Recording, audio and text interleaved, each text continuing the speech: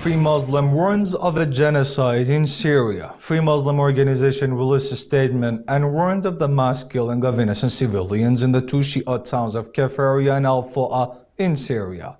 These two Shia towns have been besieged and continuously shelled by the terrorists. Free Muslim has also given out a report of the casualties and the number of wounded civilians and has requested the international foundations to fulfill their moral and legal obligations and save the lives of the innocent civilians in these two towns. Free Muslim Association and Corporation request the international community to stop the ongoing massacres against Shia Muslims in the two Syrian towns of Kafarya and Fu'a. Free Muslim Association and Corporation is an organization that is affiliated to the Central Office of the Grand Islamic Authority, Ayatollah Shirazi, and it has called on all nations and countries to take a swift action and stop the ongoing manslaughter and massacres in the two Shia towns of Al-Fu'a and Kafarya in Syria. It is noteworthy that the terrorists for a long period of time have besieged these two mentioned towns.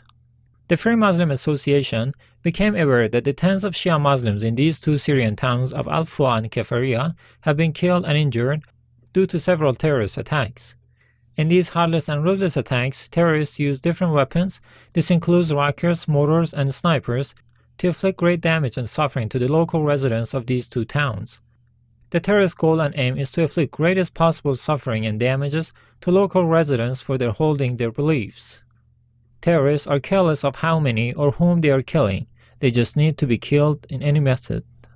In the terrorist points of view, people's precious life has no value. It is insignificant and not worthy at all. Free Muslim Association reminded all of their moral and legal obligation that relies on everybody's shoulder to stop, intervene, and prevent terrorists from acquiring more arms, wealth, and weapons and committing more crimes and manslaughter against humanity.